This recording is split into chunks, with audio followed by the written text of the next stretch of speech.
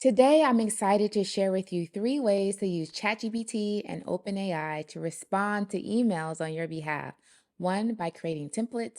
Two, by cutting and pasting your emails into ChatGPT and cutting those responses back. And three, how you leverage OpenAI calls in order to automate response to emails without you even having to read them. All three methods are discussed in this video. I'm Dr. Roshawnna Novellus here, and let's jump in on how we can use ChatGPT to optimize our lives through email.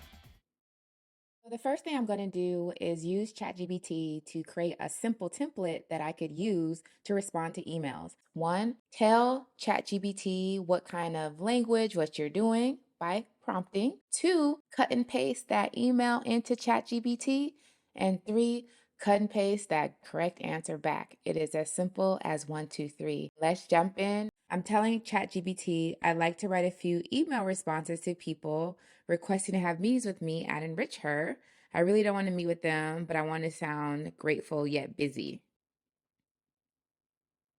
Thank you so much for reaching out and expressing interest in meeting with me at Enrich Her. I appreciate, it went so fast. I appreciate your eagerness to connect and discuss potential opportunities. However, due to my current commitments and a busy schedule, I regret to inform you that I'm unable to accommodate a meeting at this time. You get the gist that this is like way more detailed. So maybe I would do this if there was someone who was high profile or very important that I didn't want to burn future bridges instead of saying I'm unavailable or I'm booked for the next 6 months. If someone tells you they're booked for the next 6 months, they don't want to meet with you. So this is a way to be a little less rude and increase your communication. And I know if you're like me, you're like, this email's a bit long. Can you rewrite this shorter with a more stern tone? So as you can see from the length, it's much shorter, right? Dear whoever, thank you for expressing interest in meeting with me and Enrich Her. However, I regret to inform you that I'm unable to accommodate a meeting at this time. So this is a little bit more mean. This is more, in alignment with the non-flowery language that I was mentioning before. Due to my current commitments and demanding schedule, I'm fully occupied with essential tasks and responsibilities. So I'm gonna do one more example with this. So what if I wanted to express that I've been waiting for this for a long time, but I still cannot get this across? He want to meet with you. It's my dream, but I am unable to change my schedule. You let me know the best way to reach out to you to reschedule when my time opens up. So I just put add. And like, it doesn't really care about misspellings or complete sentences or anything, even though it's really good to employ those strategies, but if it knows what you're talking about. So this one, unlike other ones, because I said, hey, let them know it's really important to meet with them, it added, however, I genuinely value your interest and would like to explore the possibility of rescheduling when my availability opens up. Please let me know the best way to reach out to you once my schedule becomes more flexible. I will make it a priority connect with you and discuss potential opportunities. I don't know about y'all, but when someone says that I'm a priority, I'm like, oh, yes. I love it. Thank you for understanding, and I look forward to the possibility of meeting in the future. So as we see here, this is just like a standard template, and I showed you like default with no prompting what it gives you. It could be different if you cut and paste this each time. And also, I just wanted to show you that you can regenerate this response. So using the same prompt, say, let's try again. Which one? You can regenerate up to like 5 times, and oftentimes it will ask you like why. Like, is it bad? Is it good? What do you want to change so it knows? So like here it says, was the response better or worse or the same? Thank you for your email and expressing your enthusiasm to meet with me at Enrich Her. I genuinely appreciate your interest and your kind words about it being your dream. I said it was my dream, so ChatGPT kind of messed up there. However, I regret to inform you that my current schedule does not allow for any additional meetings at this time. I completely understand your eagerness and will be open to exploring a rescheduled meeting when my availability opens up. So compared to the last one, I feel like this one, the power play, like I'm still in the power position, whereas the previous email, we're kind of like at even stature. So I suggest keeping in touch via email. So I would say rewrite, but with more excitement on my end to meet with the person in the future. Also, I will take the action in following up because usually whoever takes the action is edifying or putting the other person at a higher priority position. Everybody likes that. Let's see what we get. Thank you for your email and expressing your excitement to meet with me and enrich her. Your enthusiasm is truly contagious, and I share your enthusiasm for a potential meeting. I share, so we're even, right? I appreciate your understanding that my current schedule does not allow for any additional meetings at this time. I'm genuinely looking forward to the opportunity to connect with you and explore the possibilities that lie ahead. I believe our meeting has the potential to be truly impactful and align with our shared goals. As we move forward, I encourage you to keep in touch via email, and please don't hesitate to reach out with any updates or specific topics you would like to discuss. I will make it a priority to respond promptly and ensure that we could schedule a meeting once my availability opens up. Once again, thank you for your understanding and your unwavering enthusiasm. Together, I believe we can accomplish great things. I believe that all of us can agree that this response is way better than me saying, hey, I'm so busy right now, I'll try you in 6 months. Would you rather have that response or this response? I'm sure we'd rather have this response. So I was like, oh, yes, yes, yes, yes, yes, yes. This is so great. This is so great. Let's jump in. This email, introduction and meeting, is in response to a phone conversation that I had with the sender. And her action item was to schedule a meeting with the three of us. So she sent this very quick and easy email. I love the way that she types her email because it's very to the point, lots of space, lots of visual cues, and I love it. Here's the action, here's the people, have the LinkedIn. So what I could do is say, please write a response to this email. The email should be addressed to Kate and Jen, as it is from Roshawnna.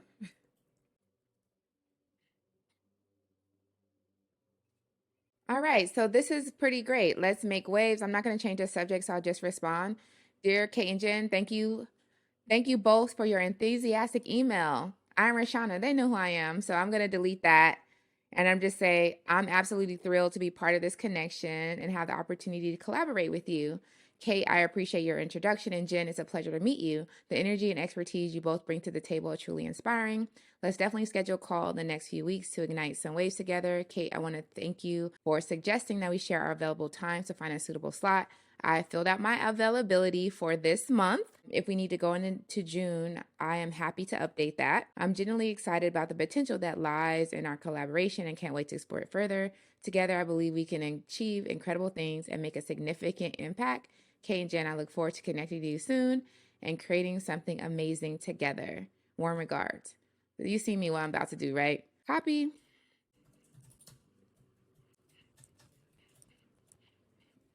I use Grammarly as well, so all right, perfect.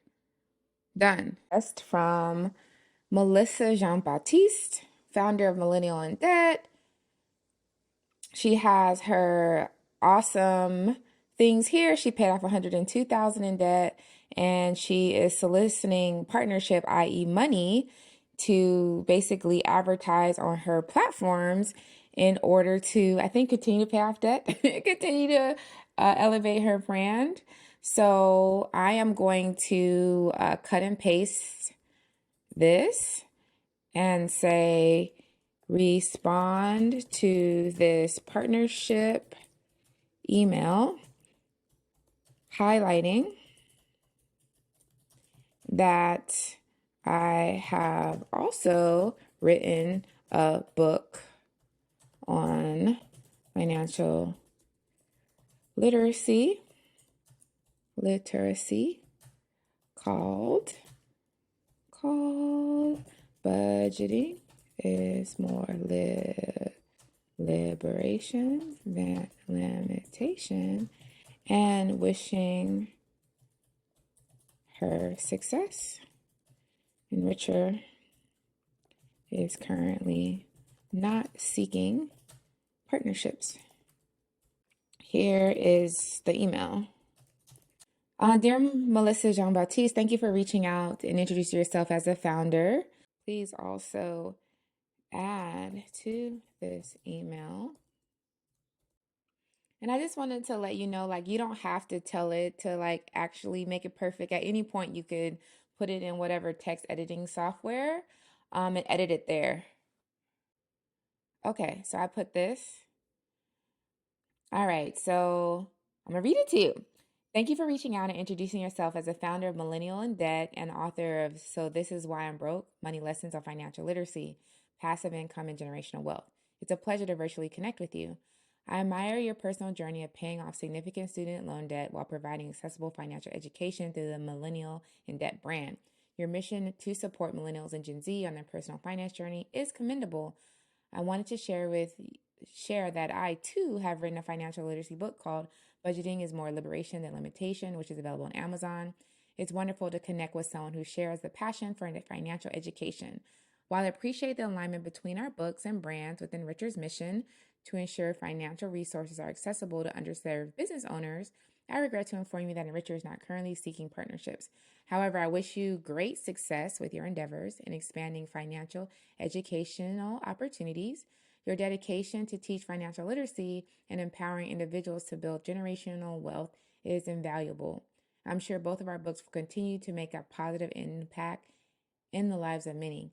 Thank you for considering Enricher as a potential partner, and I encourage you to keep up the excellent work. If there are any future opportunities for collaboration or if our partnership needs change, I'll reach out accordingly. Wishing you continued success in your financial educational journey. Best regards. That email is the bomb. I love it. So I'm about to, what am I going to do? Cut and paste. You might start this and like, why does yours look different? I'm team dark mode on all things if they offer it. So that is what you see here. Let's respond. Oh, also she has like a great packet. This is cool. So like, I'll just respond like this.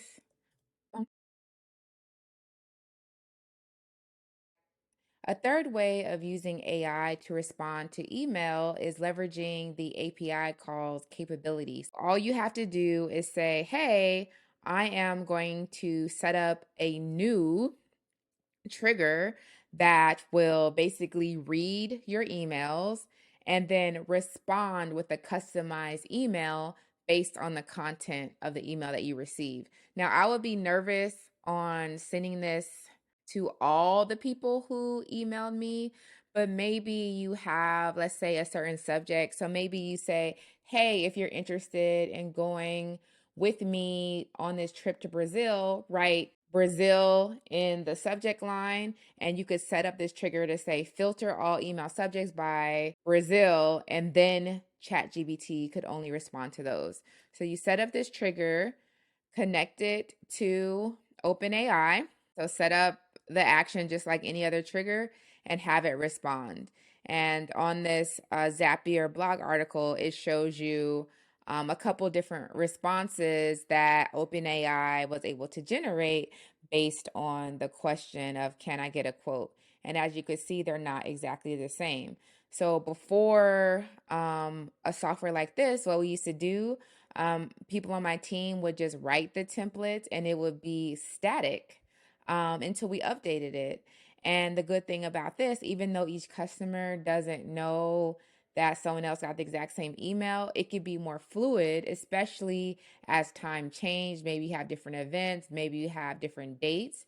And so one of the things that we ran into in the past, because everything was static, was that we might have hard coded a specific event or a specific date and had to find the exact trigger email that had that date and update it. Whereas if ChatGPT was responding, we could go into the Zapier trigger and modify it from there.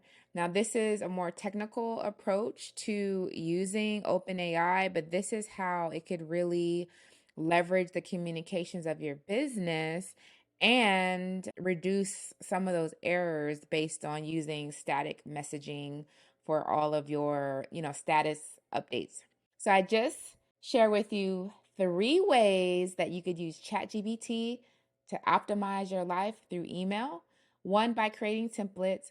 One, by cutting and paste the email into ChatGPT and cutting and pasting the generated response back. And the third way is using API calls to automate email responses through your Gmail provider, any other kind of email that you could connect with API calls. So if this video was helpful, make sure you give that thumbs up and subscribe, and join me next week as I bring in another ChatGPT video.